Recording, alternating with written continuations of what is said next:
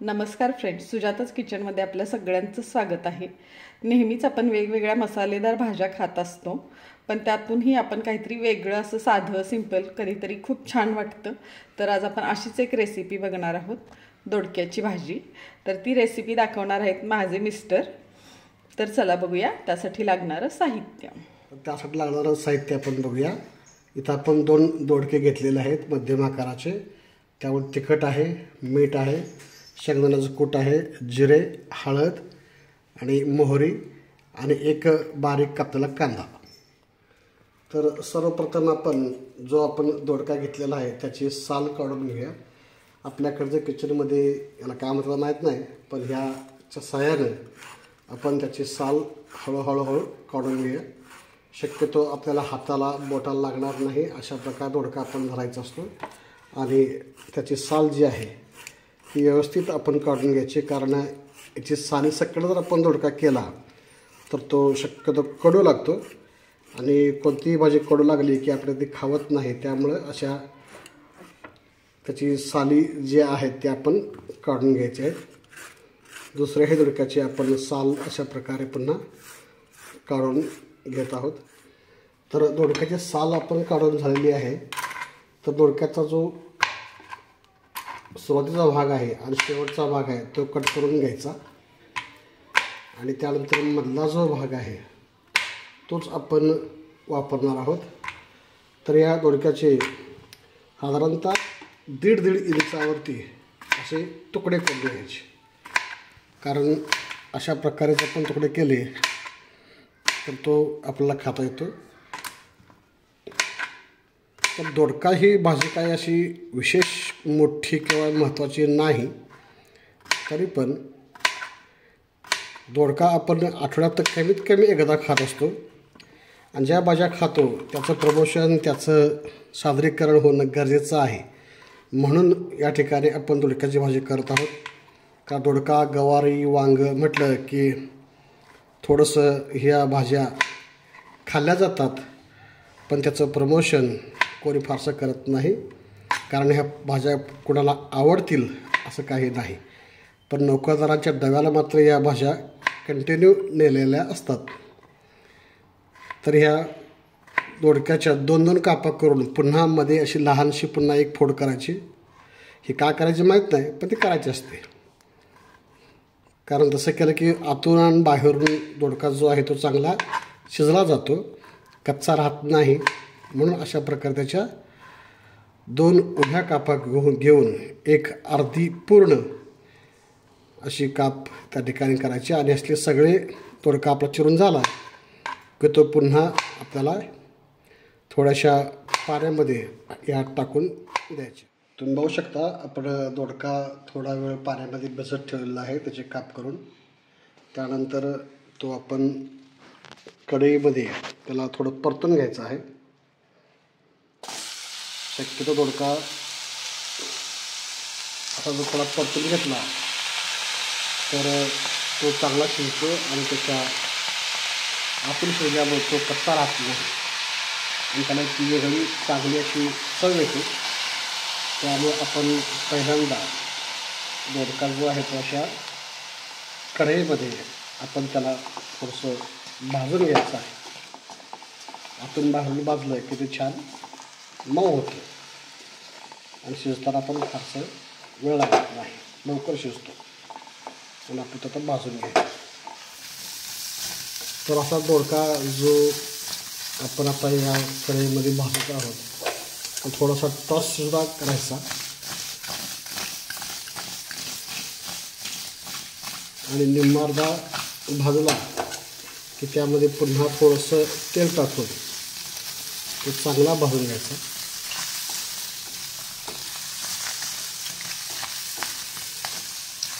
थोडं तेल टाकतो आपण या ठिकाणी.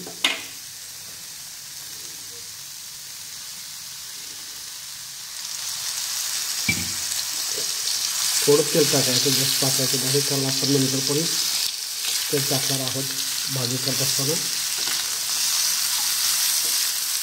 त्यामुळे थोडा चटका बसावा दोडक्याला यासाठी आपण आत्तापर्यंत तेल टाकत आहोत. तर असा आपण दोडका थोडं पण चांगल्या प्रकारे भाजून तुम्ही बघू शकता दोडका चांगला भाजलेला आहे. जसं सुरुवातीला मोठा दिसायचा तसं आता दिसत नाही.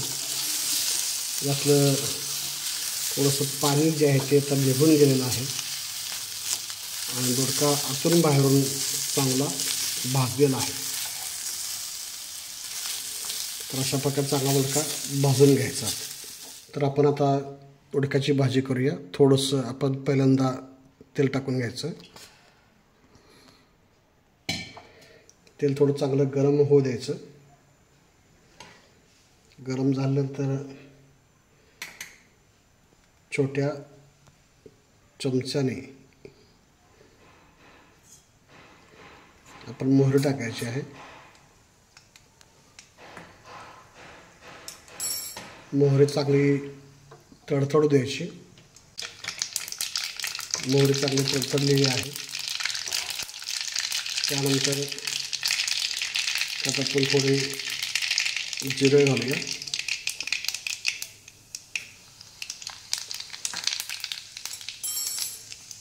जिरेसुद्धा चांगले भाजलेले आहेत. त्यात आपण बारीक कापलेला कांदा घालणार आहोत.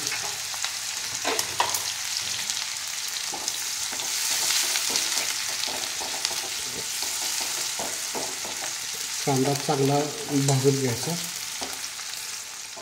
तुम्ही बघू शकता कांदा चांगला भाजलेला आहे.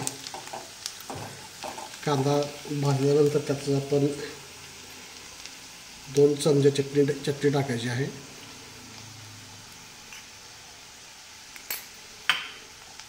चटणी चांगली तेलामध्ये भाजून घ्यायची.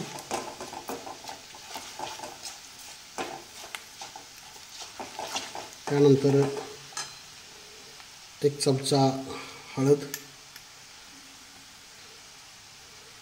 हळदीचा जो कलर आहे तो भाजीला छान येतो, त्यामुळे आपण हळद वापरतो आणि हळद ही तशी आयुर्वेदिक आहे हे सर्वांना माहीत आहेच. त्यामुळे प्रत्येक भाजीमध्ये बरीच लोक हळद वापरतात. तसं हळद चटणी घालून झालेलं आहे. त्यानंतर आपण दोडका जो आहे आपला तो पुन्हा ह्या टाकायचा. तो चांगला या मिश्रणामध्ये परतून घ्यायचा. दोडक्याला संपूर्ण हा जो मसाला आहे तो लागला पाहिजे. तर अशा प्रकारे या दोडक्यामध्ये हा जो मसाला आहे तो चांगल्या प्रकारे जाईल आणि त्याची एक संपूर्ण दोडक्याला चव लागेल. तर अशा प्रकारे आपण हा दोडका यात टाकलेला आहे. तर यामध्ये थोडंसं मीठ आपण टाकू.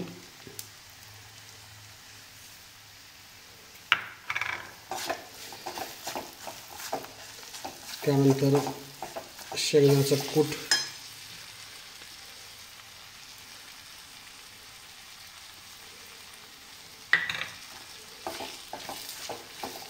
तो पण चांगला दोडक्याबरोबर भाजून घेऊ आणि कढईवरती एक झाकण ठेवू.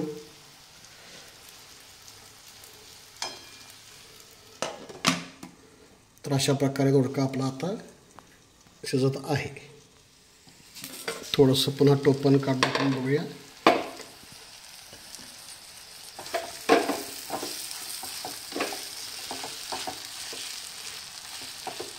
थोडंसं यामध्ये पाणी टाकून घ्यायचं.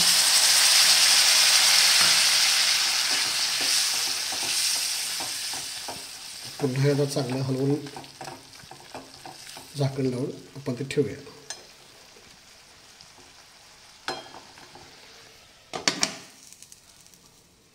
बघूया दोडका आता शिजला आहे का आपला.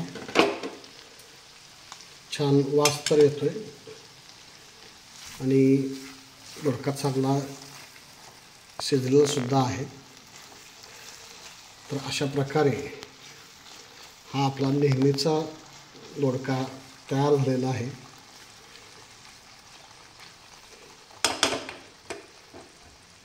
तर अशीच रेसिपी जी आहे दोडक्याची ती रेग्युलर जरी असली तरी बऱ्याच वेळेला आपल्याला खावी लागते. असा दोडका आज आपण तयार केलेला आहे.